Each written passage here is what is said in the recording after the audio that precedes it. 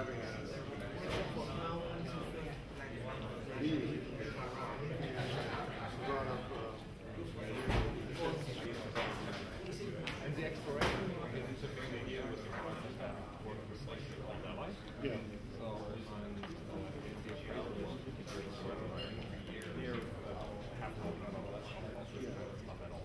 And when I was talking to this guy, I was from Petra Market, I told him that he just blew me off. I guess he didn't know that I was part owner of the company. I mean, he just you can blow all anyone. And so I finally said, this guy isn't listening. He just isn't listening. He's talking, but he's not listening. He's lying up bullshit.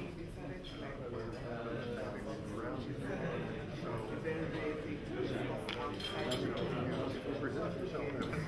Spot on. Spot on.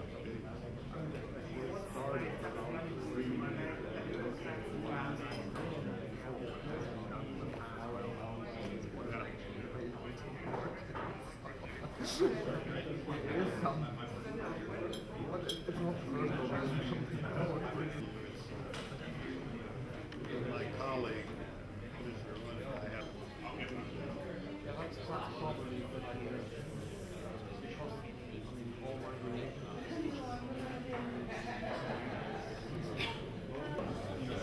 They just came back from there.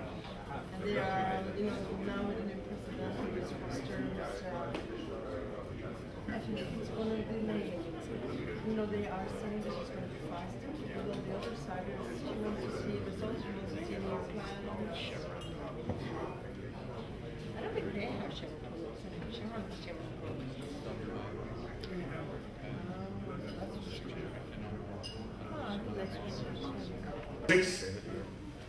Distinguished ladies and gentlemen, it is my pleasure to welcome all of you to the 5th annual Sub-Saharan Africa Oil and Gas Conference. Energy and Corporate Africa is focused on the development of human capital in Sub-Saharan Africa, ensuring performance enhancement and continuous improvement in the oil and gas sector. Today we are running into the 5th annual Sub-Saharan Africa Oil and Gas Conference.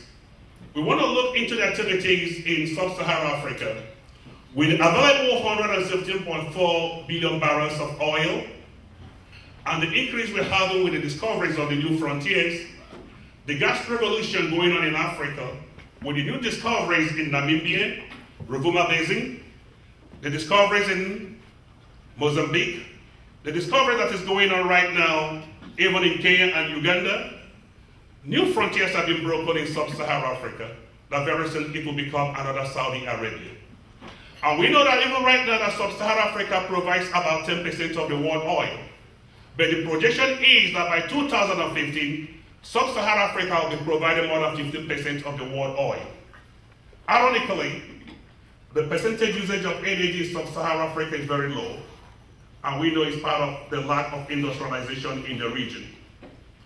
In as much as this lack of industrialization in the region, we found out that it's still a good place to make business. Very, very lucrative because of human capital abundance. Cost of labor is low. All the results you can think of, there is wealth in the land of Sub-Saharan Africa. Whether you're talking about diamond, you're talking about gold, you're talking about copper, you're talking about bronze, you're talking about bauxite, oil and gas, all the major mineral resources you have in the world, you have the major producers in Sub-Saharan Africa. And now you can look at the radar and see where it's going. Before we used to think that it's only West Africa, but now it's not only West Africa. It's happening right deep in East Africa. Sub-Saharan Africa is growing very well. From Senegal, where the Senegal Basin is getting an increased potential, down to Guinea, coming down even to the deep water analysis in Nigeria and Equatorial Guinea, which Equatorial Guinea has quantified that there is tendency that they have more gas than oil. Ladies and gentlemen, sous monsieur, we want to say that the light is bright in Sub-Saharan Africa. And without much ado about nothing, because we have lost some hours already trying to get this going, and I want to thank every one of you for your patience. As I welcome you to this conference, ladies and gentlemen, I would like to hand you over to the chairman of this morning proceeding, who is the chairman of EBI Ecobank Group. He worked in various capacities, from being regional manager into investment. If I start to unenvelope his resume, we know that this man is worthy to handle every financial portfolio in investment and even regional capitalization. Join me, good people, to welcome Mr. Christoph Jokten Lawson, the chairman of today's proceeding, the chairman of EBI Ecobank. And in this note, ladies and gentlemen, as you give him a hand of applause, I want us to welcome to this forum. Thank you, ladies and gentlemen. Merci beaucoup. Muchas gracias. Obrigado. Thank you, and Mr. Chairman, please. Thank you. Thank you very much, Sadi, for this bright introduction. Ladies and gentlemen, beside my role of chairman of ABA, which is one operating affiliate of Ecobank in Europe, also the group head for corporate, global corporate names. That is basically the multinational that do business in Africa. So I'm very pleased and very excited to be here and to share this morning session. I take it, and with my colleagues that are in the room, as a recognition of the role of Ecobank as a leading Pan-African bank. Just a few words on Ecobank. Ecobank today is the largest bank in Africa. We focus on Sub-Saharan Africa, which is the band between North Africa and South Africa. We operate in 30 countries, but we are present in 37 countries. It's a bank that has total asset of next to $18 billion. It's a profitable bank. We have among one of our top shareholders, the IFC, and it's a bank that is listed in 3 stock exchange markets in Africa, that is Ghana, in Accra, Nigeria, in Lagos, and in Côte d'Ivoire, Abidjan. Okay. We have prepared a few presentations. There are some brochures on your table that's going to give you more insight about Ecobank. And in the course of this morning presentation, one of my colleagues, Rodeke, will also give you a view of what Ecobank is all about after her presentation on oil and gas. So we're going to start right now. So I'm going to call the presenters of this morning, and I will invite them to join me at the podium. I will invite Team Olaun. Team, please. I also invite Gretchen Watkins in the podium, and Rolake Akingube in the podium too.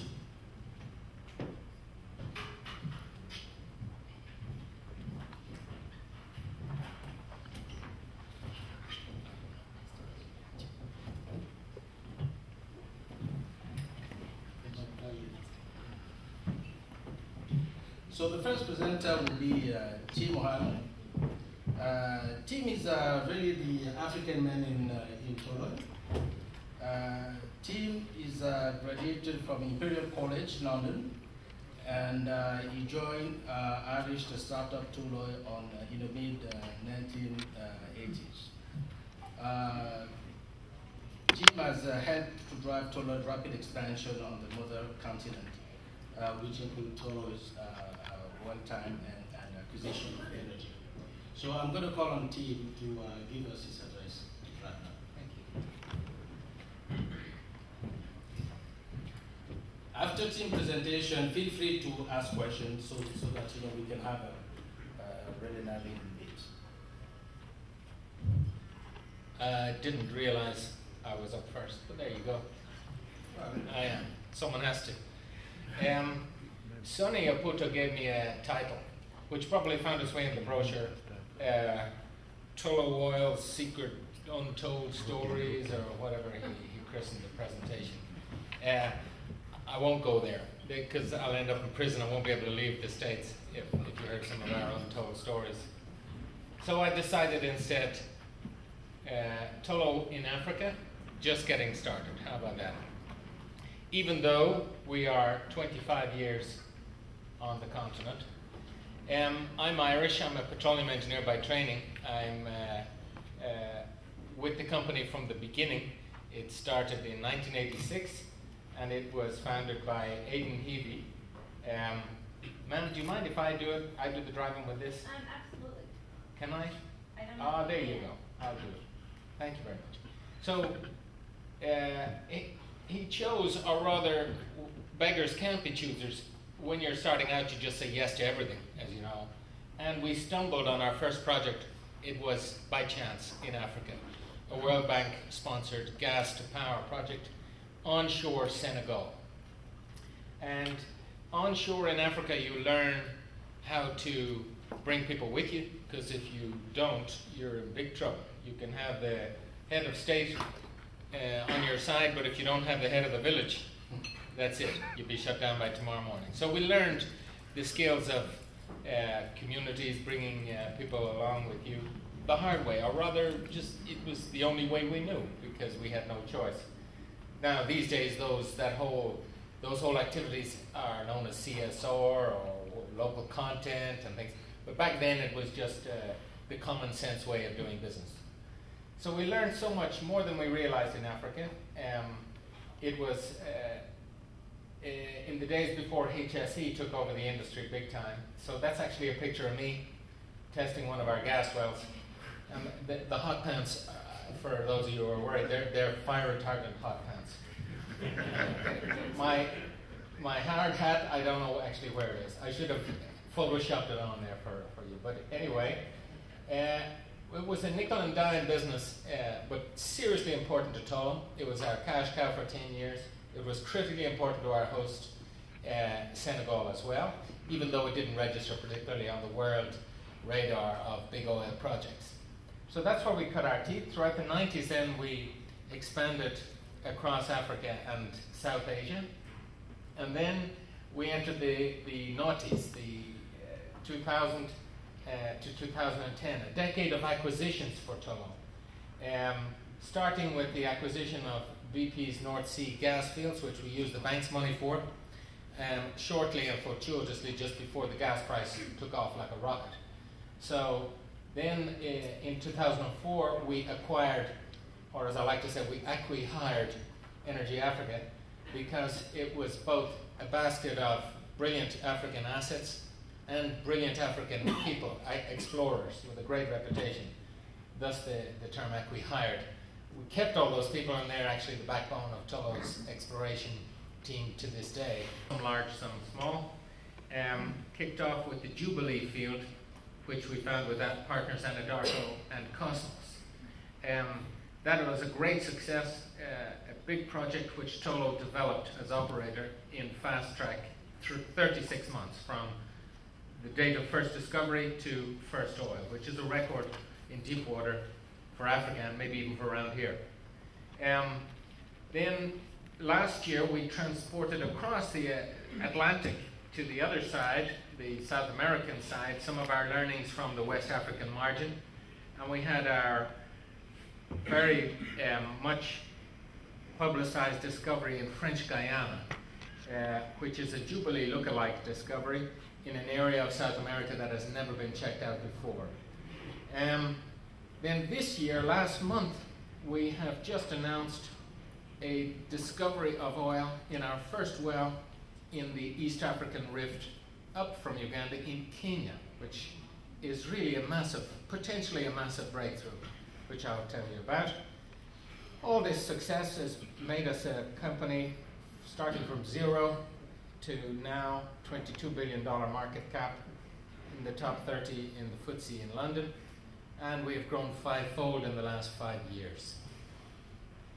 In the last 12 months, some big ticket headline, thanks to the Jubilee field and its startup production in late 2010, we have record profits and sales last year of $2.3 billion, up 100% on the previous year.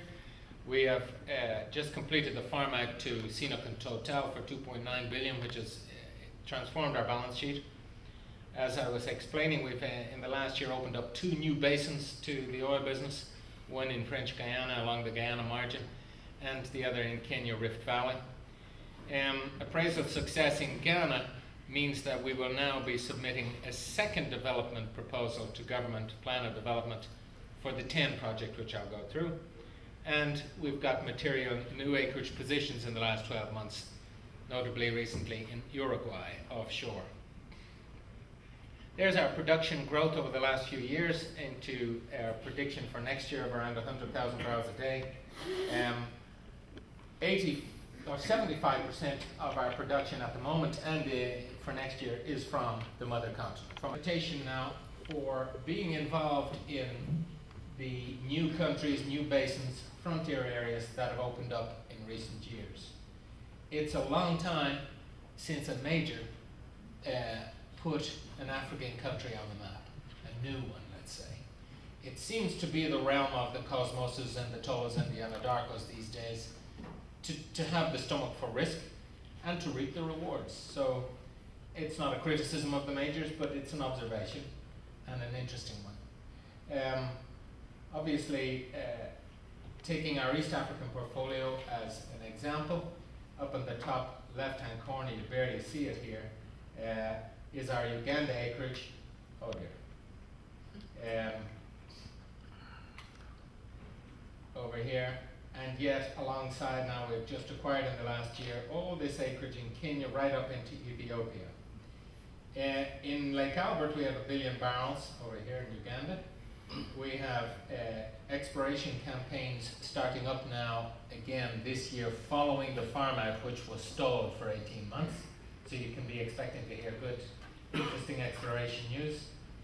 In Kenya, we have 7 basins in our, 7 blocks in total between Kenya and Ethiopia, with an acreage position 10 times the size of we have in Uganda. 7 basins have showed up on the world's largest FTG survey, which we've shot over the area. Now, size and everything, and we're not in a real estate business, but it's a good omen that our first well in the first of these basins that we've checked has been an oil discovery. This was announced last month, and we had to make an announcement because the word was getting out that we were having good success in the well. It was only drilled to 1,000 meters, and we already had 20 meters of pay. We're since at 1,500 meters, and we're going to 2,700 meters. And I would love to tell you all about it, but I can't. But I bet you I'll be here next year telling you all about it, and that I'll have a smile on my face. Further south, we are drilling with Apache offshore in the next few months, a major structure which has great potential. Again, it's an oil play in an otherwise gas-prone area. East Africa, as you know, with the Mozambique and Tanzania discoveries, is a gas-prone area, but not, we believe, uniquely. So, and then further south in Madagascar, we have our own 2 blocks in the part of the rift down there, where adjacent to some discoveries made recently by a Chinese company, oil, and we're shooting seismic there again this year for drilling next year. So that's our East African portfolio. In closer detail on the Kenya stuff, here are the 7 blocks, and all these sausages are the grabens. Loki Char is the red line here, a section, schematic section through it shown. This is where we've had our first well, first target, not even the primary target, has oil in it. We don't know about down here, but we are adjusting our exploration program now big time, and we intend to have 5 rigs in here by the end of this year. Instead of drilling Pai Pai, which was over in the Anza Graben as our well number 2, we're now going to drill one of these prospects north or south. But as you can see, even from this cartoon, we have a lot of prospects, given that this has worked, which have been de-risked, and that's just this seismic line, or rather section alone. not even discussing these other basins, and up into Ethiopia. This is a very remote area, again, like Lake Albert. It's a long way from the ocean, but it's half as far from the ocean only as the Uganda assets.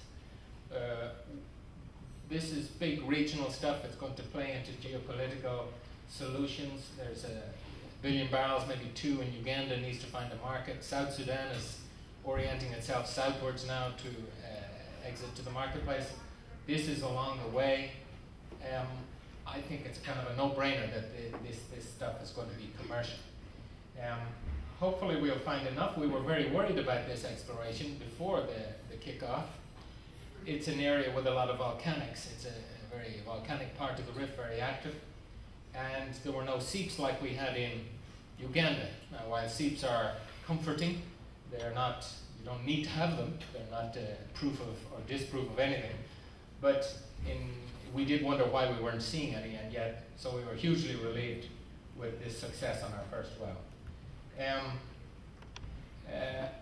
Then we are looking at Uganda. With the farm out now settled and Total and CNOOC in, there are 3 blocks. We're operator 1 each, and each of us has the same equity in each. So it's a nice, diverse situation. This particular block I'm showing you here is going to start exploration now that the deal has been done and we're all in position. These are the finds that we have had to date. We never got around to drilling these ones. Total and ourselves now are going to drill these back to back later on this year. They're over the DRC side of Lake Albert, albeit in Uganda still. There's DRC down to the south. And I fancy these are fairly low risk targets, although they are on the other side of the grab in the deep kitchen area. Here they are shown. But we're looking forward to those. They will add to already a commercial situation and just make it more commercial. With the farming finished now, these 2 gorillas in the bed beside us, the Chinese and the French, we're able to bring the capital and technical expertise for the development of this remote oil. And we will start with, apart from the increased exploration activity up here and down to the south later on this year, we're now going to start pilot production later on this year, and eventually build a refinery in country. The size has yet to be decided with government, and of course an export pipeline, as discussed earlier, to the Indian Ocean. Maybe Lamu, maybe Mombasa. Now, leaving East Africa, coming down around the corner and back up to the southwest side, Namibia. This is a project which I have to discuss because it's in the portfolio and it's a tough nut to crack, as gas projects nearly always are, unless you're in a developed gas market. This Kudu gas field at TCF, or maybe more, has been around since I'm in short pants, and it has had multiple previous owners. It has never got developed for the usual reasons. Gas, long chain project, as strong as the weakest link. It goes as fast as the slowest participant. There are a lot more participants involved in gas, particularly when it's gas off one country where the big market is in another country. That makes it an international gas development project. Tough. We were making serious progress in the last 12 months with Gazprom as imposed by government into the joint venture to help solve the issues. And they just upped and left. So any of you with a stomach for gas in Africa for domestic use, you're welcome to join us on this one. We're looking for a new partner. It's a cracking project. Everything is designed for an 800 megawatt power station onshore. Electricity used for the Namibian market with excess power exported to South Africa. Moving up along to the underbelly of Africa, Tullow has been in this area for 15 years, 6 countries shown here, excluding Ghana for the moment, I'll come to. We're in Congo, Brazzaville, Gabon, Equatorial Guinea, where I just came from yesterday, Ivory Coast, Liberia, and Sierra Leone. A mixed bag of assets here. Much of the oil production that we have here is non-operated, so it's others, except for Ghana, of course. We're also exploring in these countries. and we're involved in up to 100 development wells along this year. So it's a long-term project, a long-term presence for Tullow. It was our first step into this area after Senegal. Closer, it was a great discovery.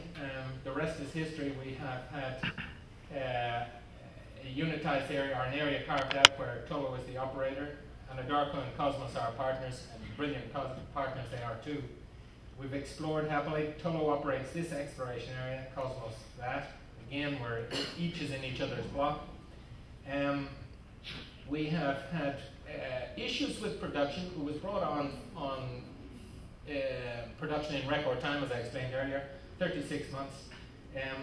It has performed under what we'd hoped. Our target was 120,000 barrels a day. I can't say too much about the remedial work that we're doing, but I am very confident that we will have it back up at 120 before long. Boa, Enyenra, and Netome, these complicated names here. 10 we know it as, and that is going to be the subject of another development with a separate FPSO. It's more complex. There's both black oil and condensate in the area.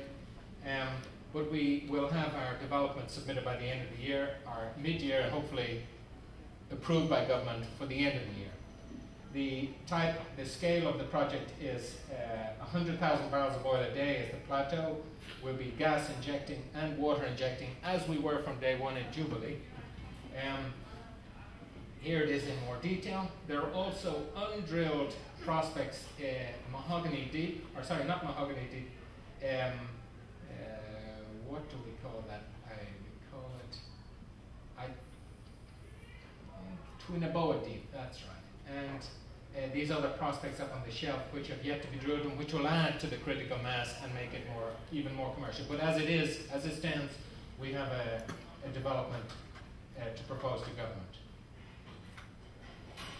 We would love to, and we've been trying to export this success westwards along the coast into Ivory Coast and beyond.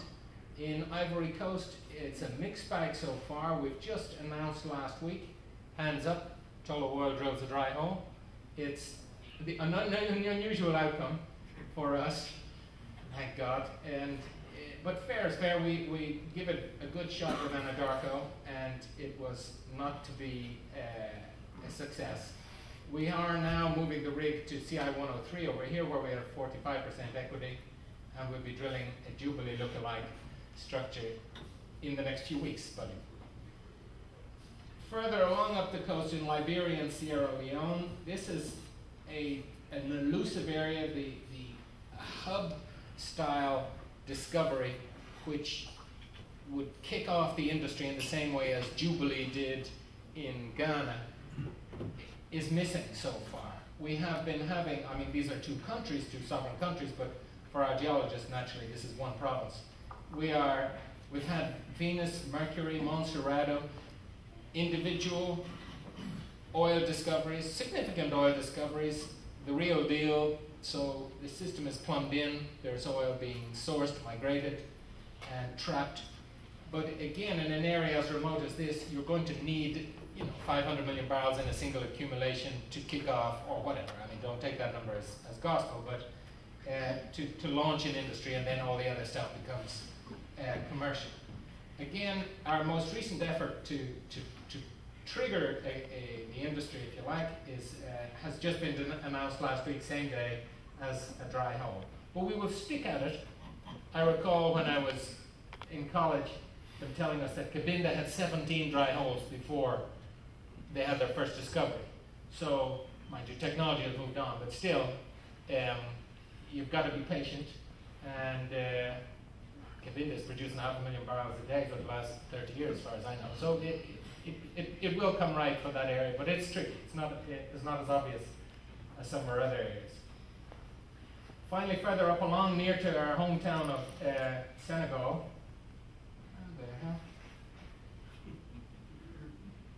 ma'am, can you help here? Up. Yeah, you click on that one, I'll go back. Thank you. Okay. That's Mauritania. offshore position in Mauritania and Senegal. Senegal, you'll recall, is our hometown, where Tola started out. And we've had a backseat role there for the last few years with first Woodside and then Petronas. Now we have taken the driver's seat in the last 6 months. We've been awarded some new acreage. We have control over the area surrounding the Chigeti field, which has been a disappointment for the government there and the previous operators. But we'll be tying in, hopefully, the Banda oil discovery to Chingeti, and we're working with government on the development of Banda gas for a gas-to-power solution for Mauritania.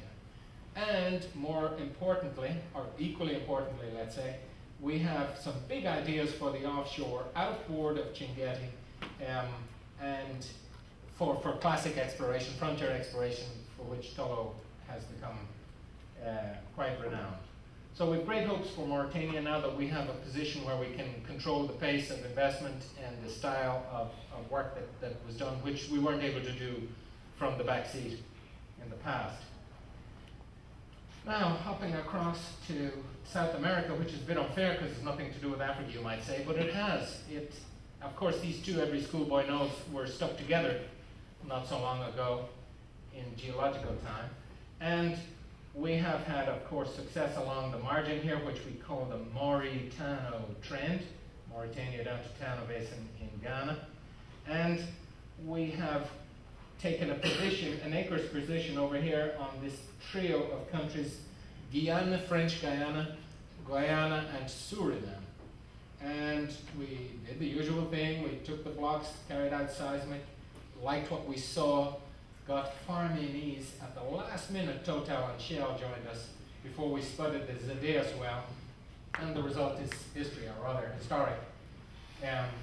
We have then in adjacent country Guyana, we have a position where Repsol is operating for us, and they are drilling a wildcat at the moment, the Jaguar 1, which has been, obviously it has been somewhat de-risked by the Zadeus discovery. And in Suriname, we've just picked up acreage where we'll be drilling in the next couple of years. So here's the margin in more detail. This we've brought in, flown in the Ghana acreage position. You recognize the shapes there, just for the sake of scale. Here we go. This is the Chingoleta fan system off French Guyana, which we drilled last year. And first well, 6,000 meter deep, very complicated well to drill, extremely expensive. $300 million was the final cost of that well. Thank God for the farm-in of Total and Shell. But a magnificent result, first well in that whole region of South America.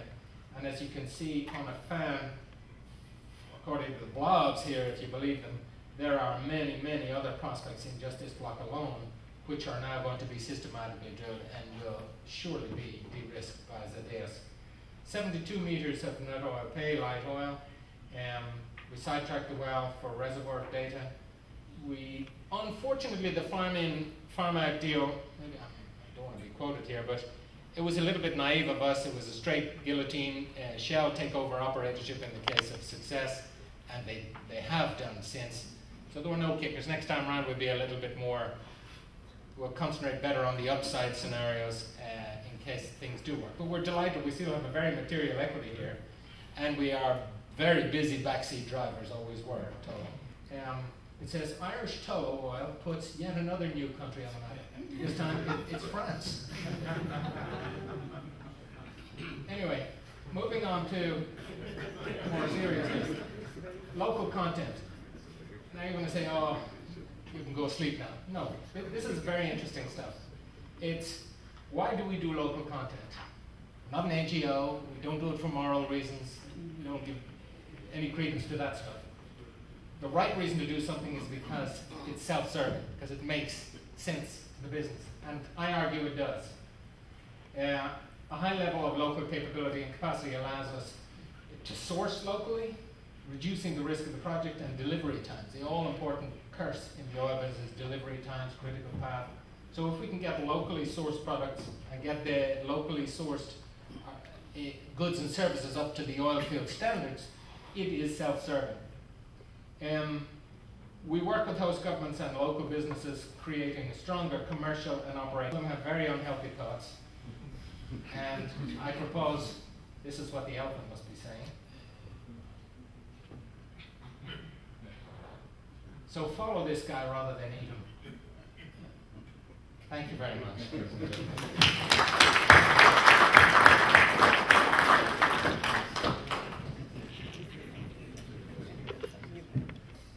Stomach for risk. But beyond that, beyond this risk-taking culture, what makes you so successful and versus the negatives? Is there anything related to technology or processes or whatever? So we have the same toolbox available to us to look for oil. There's no way that Tolo has any new gadget that finds oil that isn't out there already. So we're using the same techniques, but the interesting thing I'd say is that the oil business technology and techniques and numbers and economics and measuring systems that we use will bring you never more than 60-70% notionally of the way there.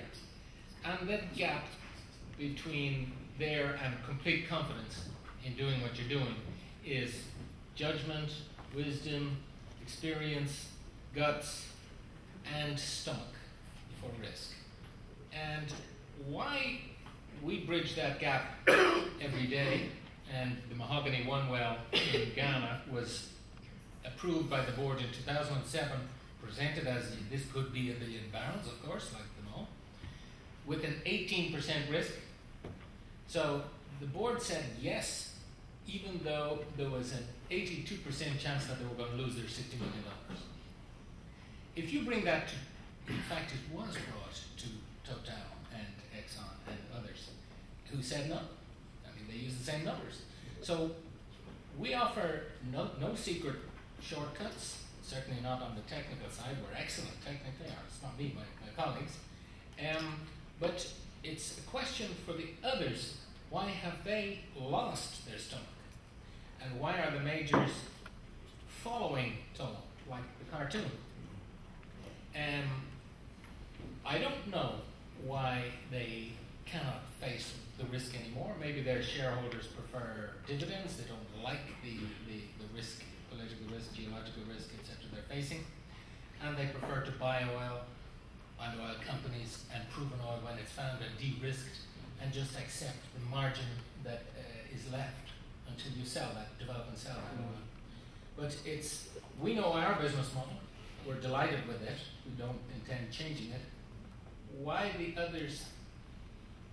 It's a question I've turned on its head. I'll hand back to you. That you must pose it to not even our competition, the other big companies that are out there. Thank you.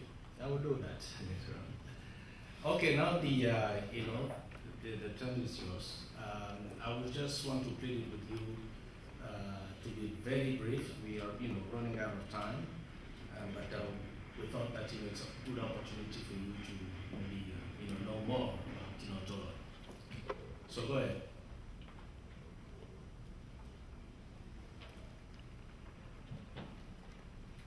I don't know if you can hear me from here. Yes. Yeah, my name is Jeff Ono. I'm the president of BG Technical Limited. We are an oil services company. But what I just wanted to ask you is, have you all considered, or is there any reason that you don't seem to kind of take your stomach for risk and your judgment to well-established countries and oil and gas countries and well-developed countries? Nigeria, for example, I don't know if you're very active there, but your map doesn't show it. And then other places, including Gold, and other places, Egypt and all those places where things have improved. Don't you think that same technique, tweaked a little bit, could be adapted in those areas? Thank you. I absolutely do. I think firstly, we're not a major, so we don't have to be everywhere. we know, like everybody else, there's tons of oil in Libya, Angola, Nigeria, Algeria, all the Middle East, North America, Russia, FSU. But we prefer, if you like, to be top of the second division rather than bottom of the first division. We target countries where we have the stomach for risk. The places where the oil has been developed, or rather found. Firstly, it's not frontier. The elephants are probably all found. Fiscal terms have tightened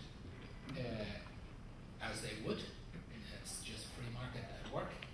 And we can make a better deal for ourselves in areas that are encouraging to try and attract companies to take that risk. And if you are successful, it can be a very interesting financial or economic package, as it is in most of the countries that we have been successful. So we know our niche. We don't feel the need to be everywhere. We can't anyway. I mean, we're a modest-sized company, a couple of thousand employees in total. So knowing your strengths is a key to success. Knowing your limitations is also critical. So we're not in these big ticket countries in Africa. When we found all the oil in the other places, we probably will then turn to those.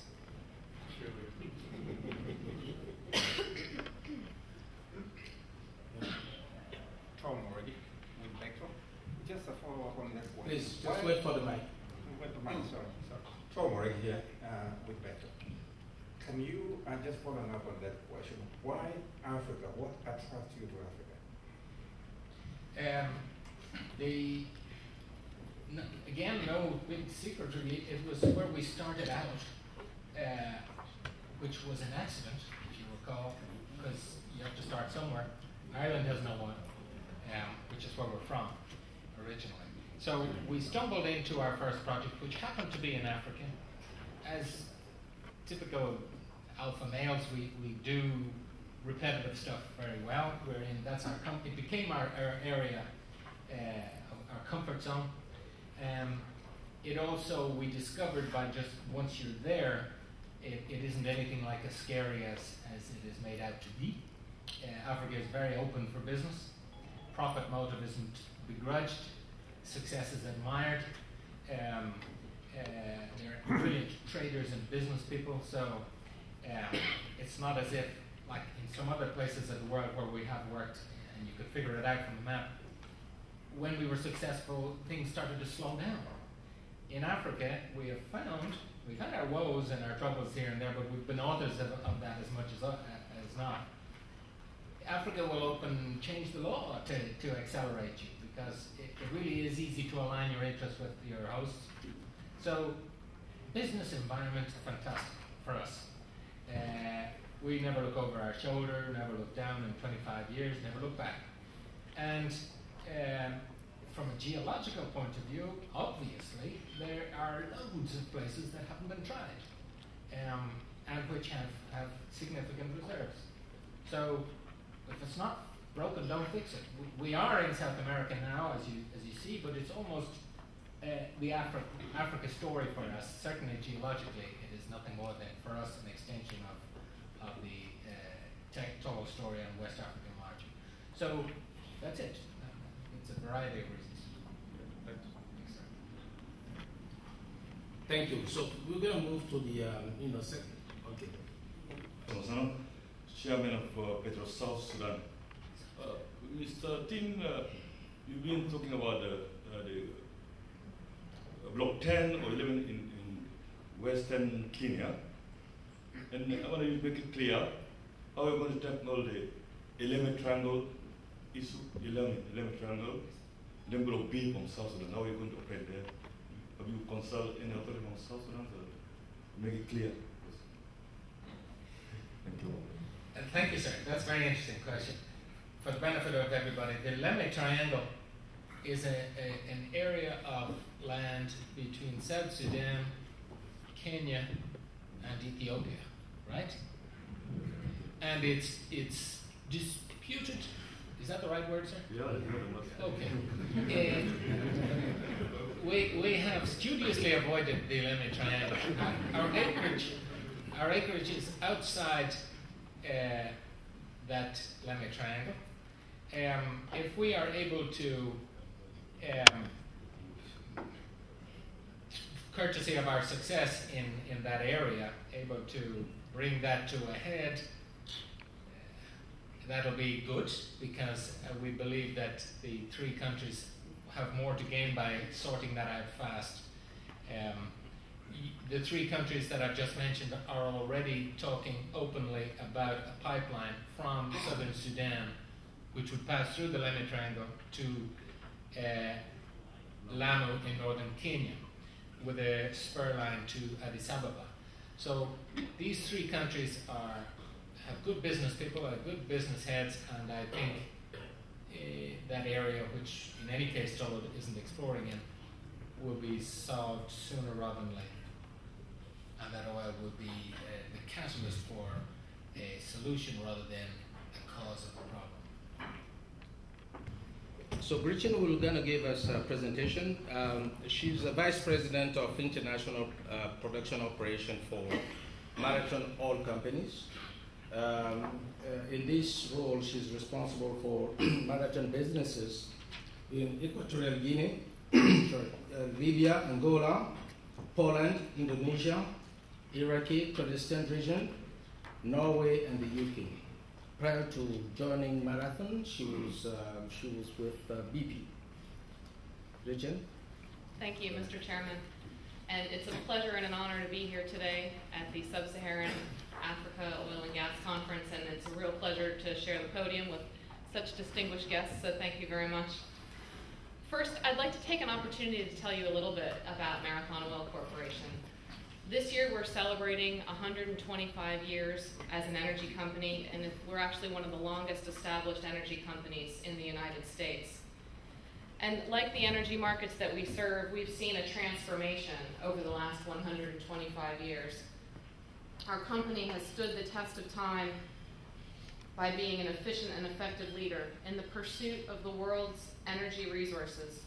We've developed a leading role through the strength of our technical excellence, our commitment to health and safety, and our ability to create high value through our high-performing teams.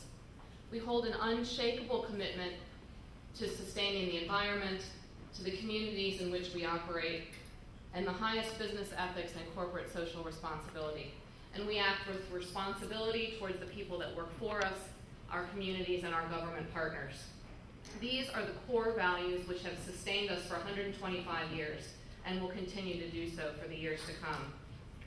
On June 30th of last year, Marathon completed the spin-off of our refining, marketing, and transportation businesses, and in doing so we became an independent oil and gas company in the pursuit of exploration and production, oil sands mining, and integrated gas.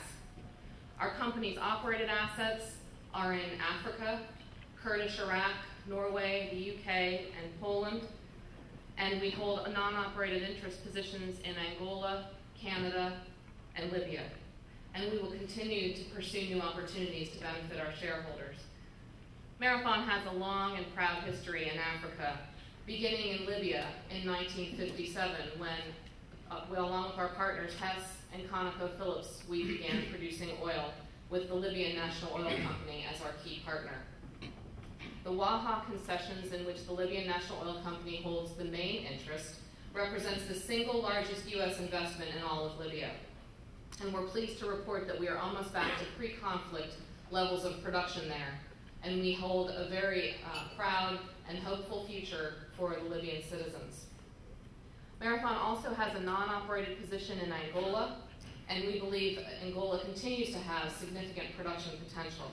We hold a 10% working interest in blocks 31 and 32, and along with our partners, we've drilled over 30 successful exploration wells there.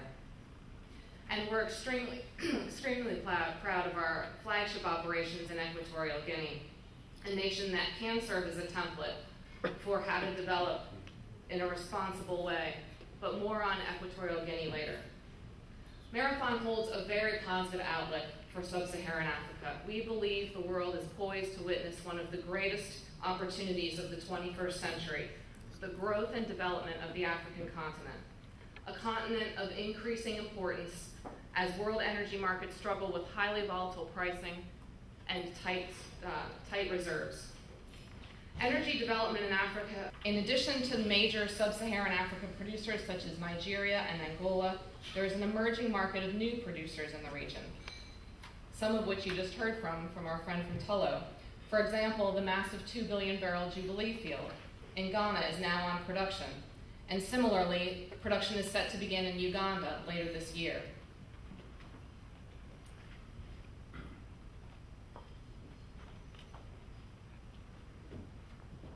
See if I can get this to work. Okay, thank you very much. This slide shows some significant trends since 2008 on West Africa's equatorial margin, an area that extends nearly 1,500 kilometers along the coast of eastern Ghana, across Ivory Coast, Liberia, and to the west of Sierra Leone. The green stars, many of which our friend from Tullow just described, show locations where there have been significant discoveries, and the red rigs show where there's current exploration activity. In addition, East Africa is also showing some great potential for hydrocarbon development. Since East Africa is still a relatively unexplored area, there could be major deposits yet to be discovered there. Beyond its known proved reserves, Sub-Saharan Africa is still a frontier for undiscovered hydrocarbons, especially offshore. In the nation of Gabon, which was once thought to be facing an irreversible production decline, there is new investor interest in deep-water pre-salt structures. Pre-salt structures are also sparking considerable interest in offshore Angola. Thank you. This slide highlights some of the nations where pre-salt structures are of high interest. This rich supply of energy will continue to allow Sub-Saharan Africa to lay a solid foundation for growth and sustainability by using its natural resources, specifically oil and gas, as a platform for economic growth.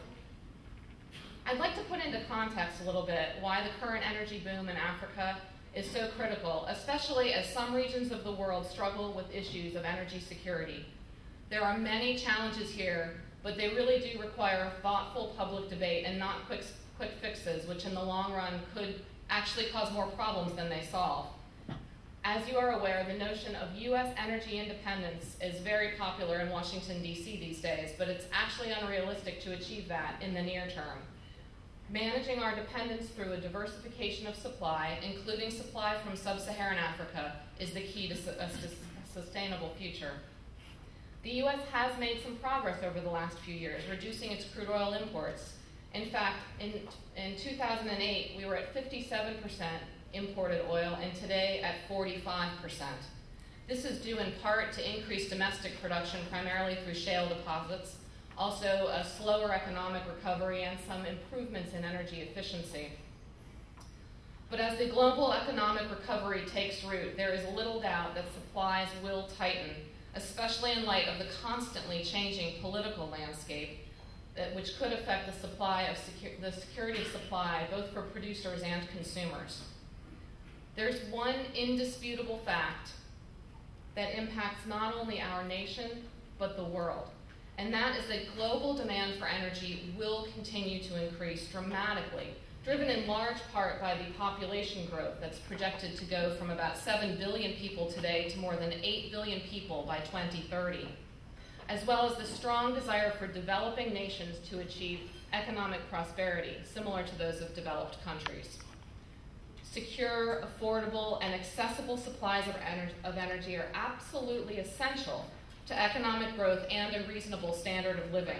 This is as important to OECD countries as it is to developing nations, including those in Sub-Saharan Africa, which will continue to show increased demand for energy as well.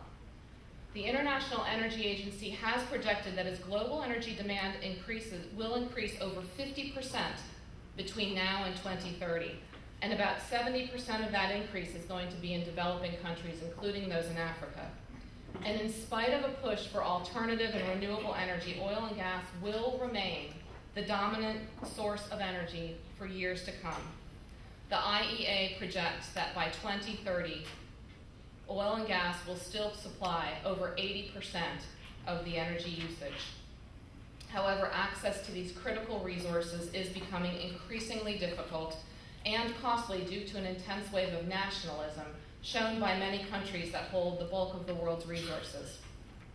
Access to resources is also constrained in emerging energy economies by a lack of development and a lack of important energy infrastructure needed to bring these barrels to market.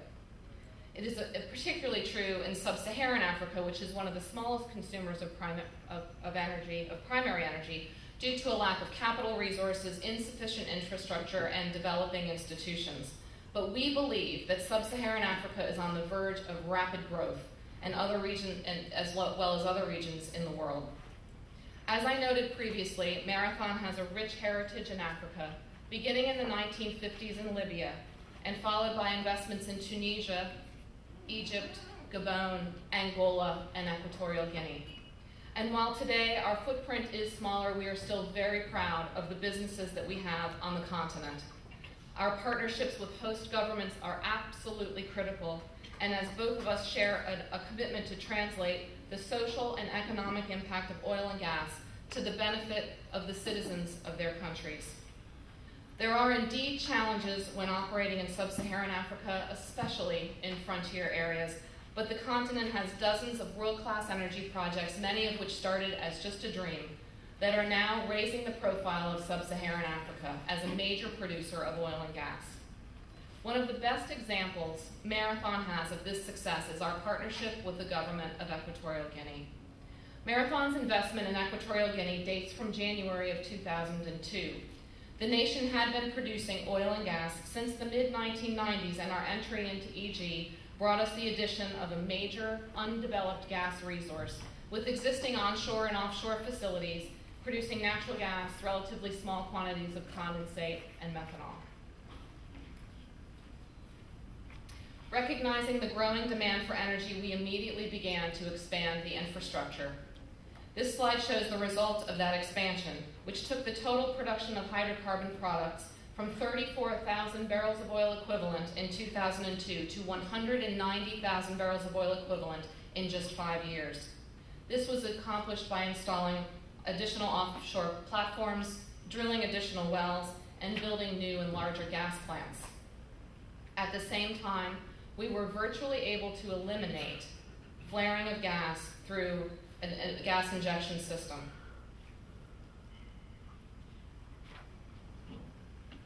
We also began working with the government of Equatorial Guinea on plans to further commercialize the Alba gas resources through the development of a world-class liquefied petroleum gas plant and liquefied natural gas plant. In April of 2005, we commissioned the Alba plant, an LPG plant that extracts propane, butane, and secondary condensate from the Alba field gas. 2 years later, in May of 2007, Marathon, along with our partners, launched a $1.5 billion LNG facility on budget and 6 months ahead of schedule. These two plants, in addition to the existing methanol facility, allow nearly 100% of the gas produced from the Alba field to be converted into saleable hydrocarbon products. In addition to the hydrocarbon production and extraction facilities, the industrial complex on Punta Europa, located on Bioko Island, includes terminals and export facilities for our 5 different liquid hydrocarbon products and facilities that provide electricity, water, and sewage treatment to the 1,500 people that live and work there every day. The EG LNG facility introduced Equatorial Guinea as a new player on the world LNG market, and there is potential for additional LNG trains through the successful exploration activities and possible cross-border agreements in the future.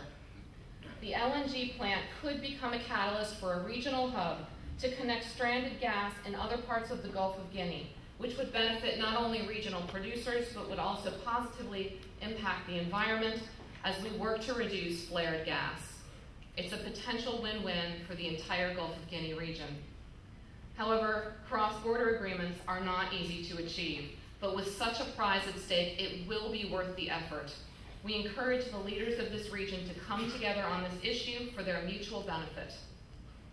Our ability to progress complex developments is the direct result of a shared vision and a spirit of commitment shown by the government of Equatorial Guinea.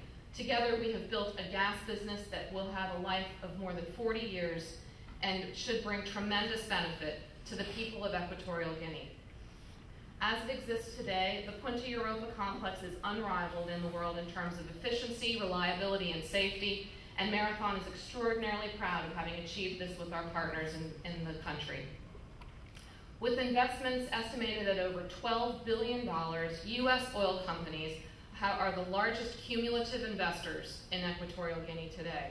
And with estimated proven reserves of over 1.1 billion barrels, the nation plans to utilize its oil and gas revenues with the goal of driving its economy forward for the decades to come. They have already completed investments in infrastructure, electrical power generation and transmission, paving of roads, and developing of housing, seaports, and airports. In order to build a sustainable path of reducing poverty and building infrastructure, His Excellency President Obiang has laid out the Horizon 2020 development plan. This plan specifically addresses healthcare, education, general equality, and water and sewage treatment, and it involves over $1 billion of investment in the years to come. We're eager to work with the government of EG as it builds a sustainable nation for the benefit of its people. And we believe strongly that EG could provide a roadmap for economic and social development for other sub-Saharan African nations. We take our commitment very seriously to the nations that we do business in, and we continually look for opportunities to make a difference, not just economically, but socially as well. For example, when Marathon entered Equatorial Guinea, we identified malaria as the most significant health threat to the nation. Malaria was endemic on Bioko Island and one of the highest transmission rates in all of sub-Saharan Africa. It was also the cause of approximately 40% of all mortalities and a contributor to 17% of mortalities in children under the age of 5. It was clear that the elimination or the dramatic reduction of malaria transmission would have a huge impact, both from an economic standpoint, a health standpoint, as well as improving the quality of life for the people on Bioko Island. Working in conjunction with the Equatorial Guinea government, Marathon initiated the Bioko Island Malaria Control Project. This landmark public-private partnership was to drastically reduce the transmission of malaria on the island. This was the first time Marathon had ever undertaken such a large public health project, but results so far have exceeded our expectations. Since the project inception in 2003, the malaria caseload has decreased 74%, and the mortality rate of children under 5 has decreased by 64%. The private sector in Africa must be committed to active participation to finding long-term solutions to the burden that malaria and other diseases have imposed. Foreign investors must also be a willing partner to find solutions to problems impacting economic sustainability and social development. Whether we are dealing with energy development or social programs, we have found the African nations that we do business with to be eager and willing partners to secure a better future for their citizens. There are major challenges to conquer, but there is little doubt that sub-Saharan Africa has the natural resources which, if managed wisely, will transform the region into a major commercial hub and allow its citizens to take ownership of a prosperous future. We are proud to be in sub-Saharan Africa today, and we look very much forward to being part of its future. Thank you very much.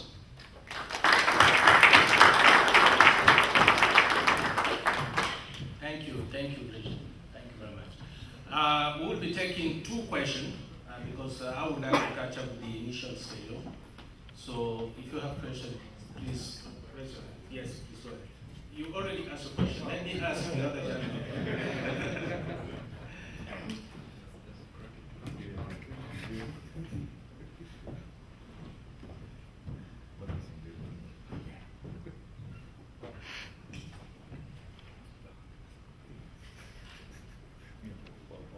Good morning. Thank you, Gretchen, for your presentation. My name is Elvis Agiembe. I'm oil and gas lawyer here in Houston. You mentioned briefly about the increased drilling in the U.S. On conventional gas, mainly in the shale plays like the Barnett. I know Marathon is involved in that greatly. And you're also involved in Poland, which Poland, they've been talking about a lot of shale gas development